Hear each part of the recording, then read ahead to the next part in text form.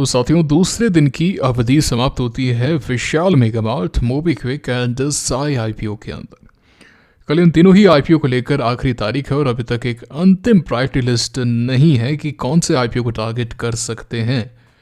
और ये 3 आईपीओ नहीं, इनमें 2 आईपीओज और ऐड होंगे, आईजीआई एंड आईकेएस, क्योंकि पैसा आप यहाँ पर रोटेट नहीं कर सकते हैं और सारे के सारे मच अवेटेड बढ़िया आईपीओज एक साथ में आ गए हैं।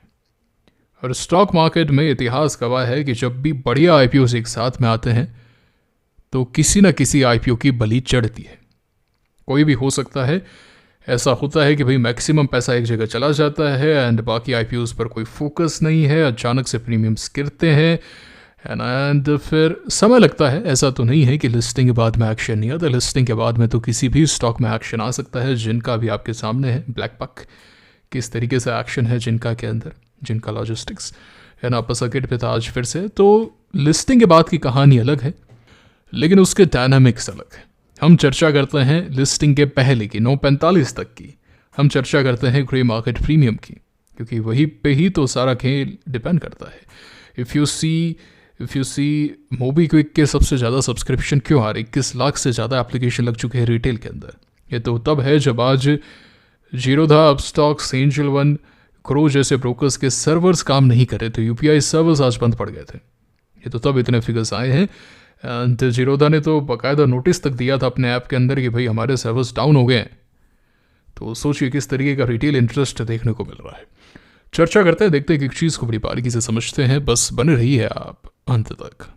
टेलीग्राम चैनल पर लेकर आया हूं। अगर आपने टेलीग्राम चैनल ज्वाइन नहीं किया है, लिंक डिस्क्रिप्शन में कमेंट बॉक्स में है, अवश्य ज्वाइन कर लीजिए। आईपीओ की तमाम डिटेल्स, एकदम रेगुलर अपडेट, पूरे भारत में कोई भी नहीं देगा इससे बेहतरीन अपडेट्स, है ही नहीं, है ना। The best you are getting, एकदम लाइव, हर एक डिटेल्स आपको यहाँ पे मिलती है लाइव मार्केट में। मेक श्योर करें कि आप टेलीग्राम चैनल को ज्वाइन कर रहे हैं ताकि आईपीओ की एक भी इन्फॉर्मेशन आपसे मिस ना हो। लिंक डिस्क्रिप्शन में, कमेंट बॉक्स में।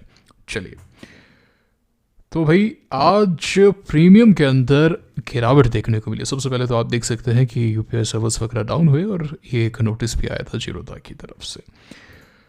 अगर हम चर्चा करें, जो सबसे ज़्यादा इम्पैक्ट में आया है वो है साई लाइफ साइंस जो है। आप यहाँ पे देख सकते हैं कि इसकी प्रीमियम 20 पे लुढ़क चुके हैं, जो करीब 20 के नीचे आ चुके हैं, जो करीब 99.3% के होते हैं।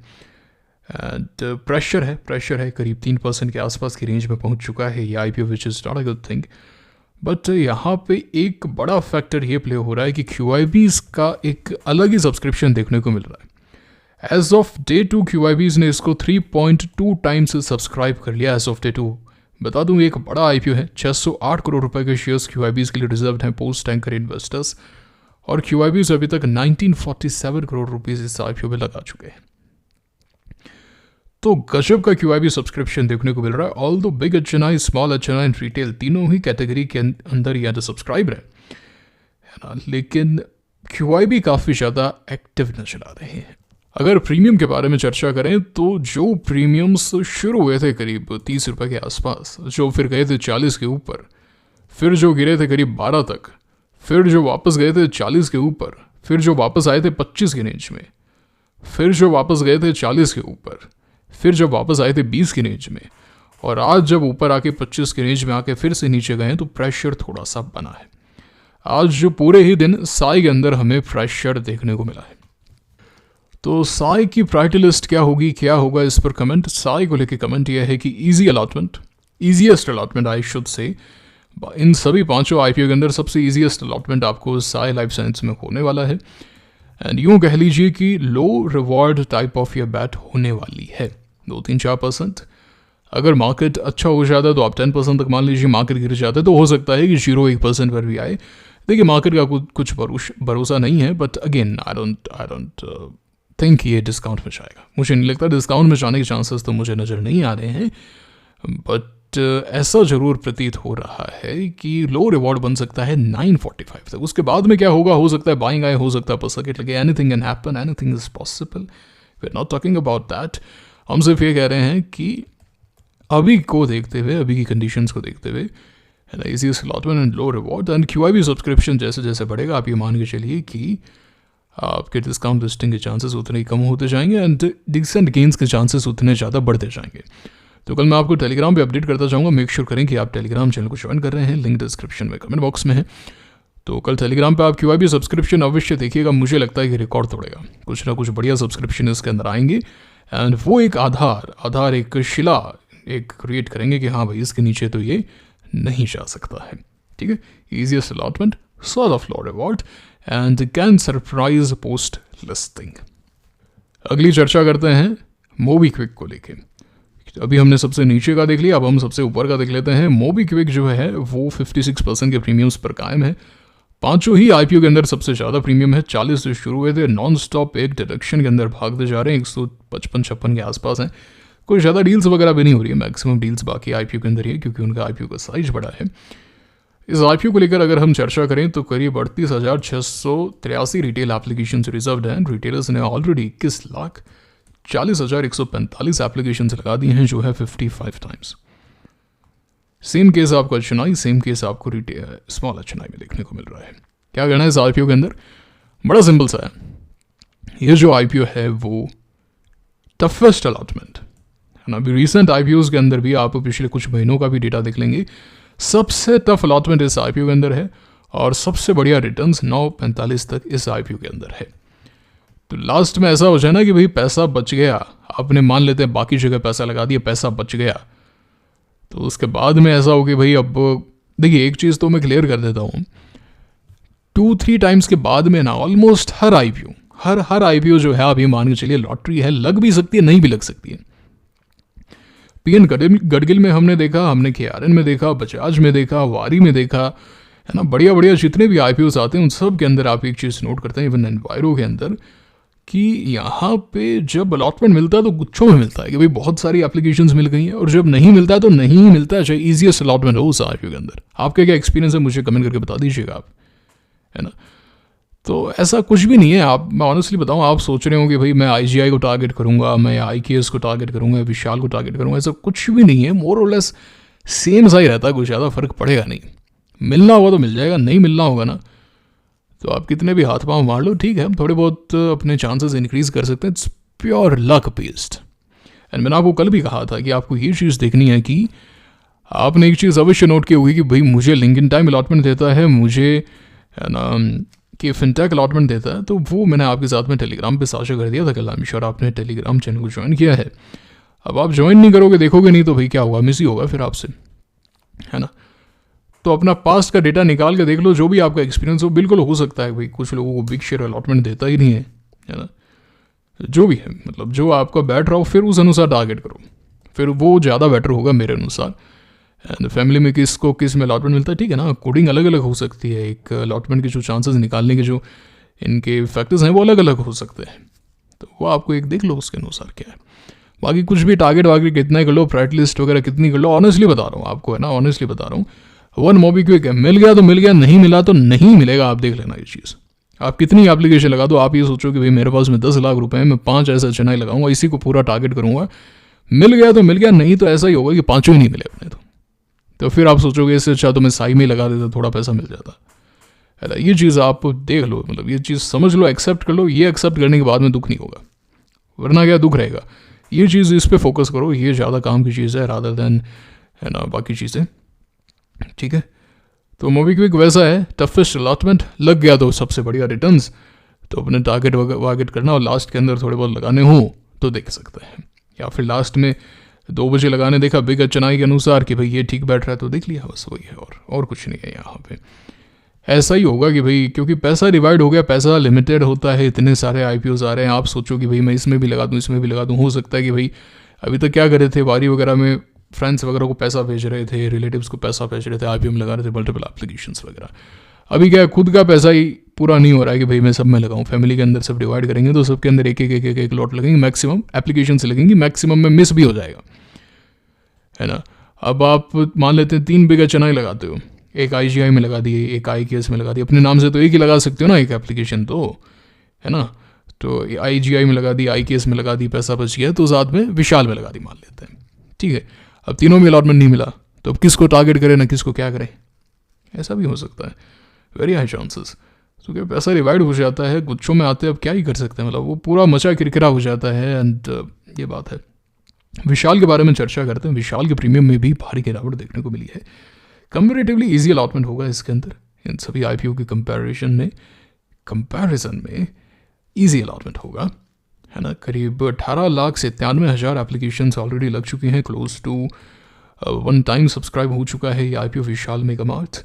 एंड बड़ा आईपीओ है। एंड आज मैंने एक और चीज़ आपके साथ में साझा की थी, अगर आपने देखा हो, क्या की थी, आप यहाँ पे देखिए कि भाई आईपीओ कौन सा है जिसके अंदर 35% है, और वो आईपीओ कौन सा है जिसके अंदर 10% रिटेल होता है। देखना तो आपको पड़ेगा ना, मैं तो इन्फॉर्मेशन दे रहा हूँ आपको। तो इसी कारण सबसे easiest allotment Sai and then Vishal के अंदर है। तो विशाल के प्रीमियम्स जो हैं, जैसा कि मैंने पहले भी बताया, 18 से शुरू हुए थे, 18 से नीचे आए थे करीब 5 तक, फिर ऊपर गए थे सीधा 25 तक, फिर नीचे आए थे करीब 14 तक, फिर ऊपर गए थे 22 तक, फिर अभी जो है 16 की रेंज में घूम रहे हैं। अगर हम 16 की बात करें तो 16 में 20-21% होता है। तो कहीं ना कहीं विशाल को अपनी लिस्ट में अवश्य रखना चाहिए, क्योंकि इसके अंदर रीजनेबल, है ना, लिस्टिंग डे गेंस भी हो रहे हैं। 20% तो अच्छे हैं मेरे अनुसार। तो रीजनेबल से भी 1+ जो होगा वो R+ कर दो इसको। एंड अलॉटमेंट चांसेस जो हैं वो मोबीक्विक के जैसे ख़राब भी नहीं है और साई के जैसे एकदम ईजीएस्ट भी नहीं है ना। And even IGI and your IKS, इन दोनों से भी बढ़िया अलॉटमेंट चांसेस हैं इसके अंदर। तो विशाल है जिसको आप हल्की सी प्रायोरिटी दे सकते हैं इन टर्म्स ऑफ कि भाई अलॉटमेंट भी मिल जाए और ठीक ठाक अपने को गेन्स भी मिल जाए, ठीक है। तो ये एक चीज़ आप अवश्य नोट कर सकते हैं, विशाल जो है वो हल्का सा ऊपर जा रहा है because of its better allotment chances. अगर किसी का ऐसा हो कि भाई मुझे अलॉटमेंट वगैरह से फ़र्क नहीं पड़ता, अपने पैसा बनना चाहिए बढ़िया, है ना, चाहे किसी में भी मिले, तो फिर तो आपको IKS एंड मोबीक्विक को टारगेट करना चाहिए। अगर ऐसा हो कि भाई अपने को तो अलॉटमेंट चाहिए, भले ही थोड़ा कम पैसा बन जाए, तो फिर आप विशाल मेगामार्ट के पीछे जाइए, है ना। एंड अगर किसी का ऐसा हो कि फ़र्क नहीं पड़ता, अपने को तो अलॉटमेंट चाहिए, चाहे लिस्टिंग डे गेंस कम हो, मैं होल्ड कर लूँगा, मैं बाद में देख लूँगा, तो फिर साई सिल्क है, ईजीएस्ट अलॉटमेंट होगा, सबसे बढ़िया अलॉटमेंट होगा साई सिल्क का। सिल्क नाम आ रहा है, साई लाइफ है, साई लाइफ साइंसेज। उसी के साथ में IKS के अंदर भी काफ़ी अच्छा सब्सक्रिप्शन देखने को मिल रहा है। आज QIBs ने करीब 1150 करोड़ रुपए IKS IPO में लगाए हैं, और इस IPO के प्रीमियम्स भी काफ़ी अच्छे रहे।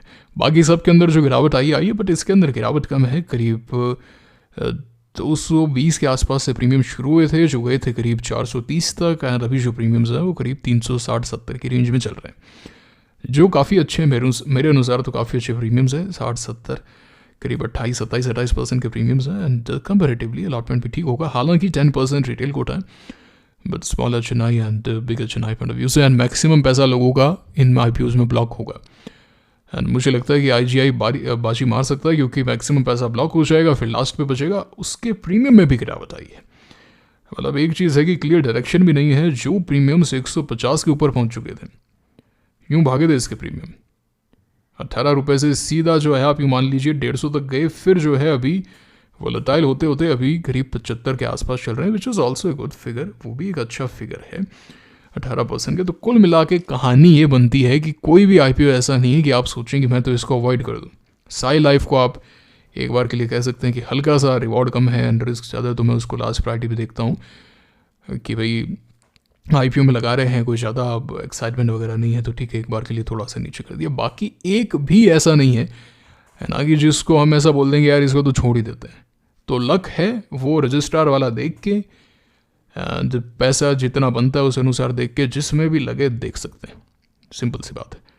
पर ये चीज़ आप रेडी रख लीजिए, जब भी इतने सारे IPOs आते हैं किसी ना किसी की बलि चढ़ती है, ठीक है ना।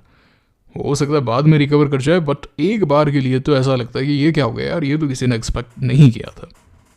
वो कौन होगा पता नहीं भैया, कुछ भी नहीं पता, और पता कुछ भी नहीं है मार्केट का, चीज़ें चेंज हो जाती है। अभी मार्केट आज थोड़ा सा गिरा तो इस कारण इनके प्रीमियम गिर गए, ठीक है। अगर मार्केट थोड़ा सा अच्छा हो जाता है एंड थोड़ी बहुत यहाँ पे प्रीमियम्स वापस से उछाल आते हैं, तो जितनी तेज़ी से गिरे उतनी ही तेज़ी से वापस ऊपर भी आ जाते हैं। ग्रे मार्केट बड़ा ही विचित्र है यहाँ पे। बाकी एक चीज़ है, विशाल के अंदर बिगर चेन्नई एप्लीकेशंस बिक रही हैं 10,000 से 10,200 के आसपास। एंड IKS के अंदर भी यही रेट है, 9500 10,000 इस रेंज के अंदर, इसके अंदर भी बिक रही है। मतलब 9500 से 10,500 की रेंज में काफ़ी एप्लीकेशंस बिक रही हैं, जो एक समय पे काफ़ी भागी थी, वो अब धीरे धीरे कम हो चुकी है। तो ग्रे मार्केट जो है सबसे ज़्यादा एक्टिव है एप्लीकेशन के टर्म्स में विशाल एंड IKS को लेके। तो जब भी एप्लीकेशन से ज़्यादा खरीदी जाती हैं तो वो एक पॉजिटिव फैक्टर होता है। ठीक है, ये था आज का वीडियो। अब आप क्या कर रहे हो कमेंट करके बता दो। ज़्यादा कंफ्यूज वगैरह मत हो, कन्फ्यूजन रहेगा, मैं बता रहा हूँ आपको, कन्फ्यूजन रहेगा। आप चाहे कितने भी वीडियोस देख लीजिए, आप चाहे कुछ भी कर लीजिए, कितना भी एनालिसिस कर लीजिए, कोई तोड़ नहीं है इसका, कोई तोड़ नहीं है। अपना रजिस्ट्रार देख के जो फिट बैठ रहा हो, जितने फंड के अनुसार बैठ रहा हो, उस अनुसार एक डिसीजन ले लीजिए। प्रभु को प्रणाम कीजिए, प्रभु का आशीर्वाद लीजिए एंड यही सोच के अप्लाई करो। ज़्यादा एनालिसिस के चक्कर में है ना, जो काम की चीज़ थी वो मैंने आपको सारी बता दी, ठीक है, और ज़्यादा एनालिसिस की आवश्यकता नहीं है। तो मेक श्योर करें कि आप टेलीग्राम चैनल को ज्वाइन कर रहे हैं। कुछ कहना चाहते हो, पूछना चाहते हो, कमेंट करके बता दो। एंड आप कौन से आईपीओ में अप्लाई कर रहे हो, किसको टारगेट कर रहे हो, किसको छोड़ रहे हो, जरूर से बताइए। आपके क्या एक्सपीरियंस है कि फिनटेक, लिंक्डइन टाइम वगैरह को लेके, ये भी कमेंट करके बताइएगा। बाकी कल टेलीग्राम पे तो हम चर्चा करेंगे, ठीक है। मुलाकात होगी आपसे अगले वीडियो में। Signing off for now, thank you very much.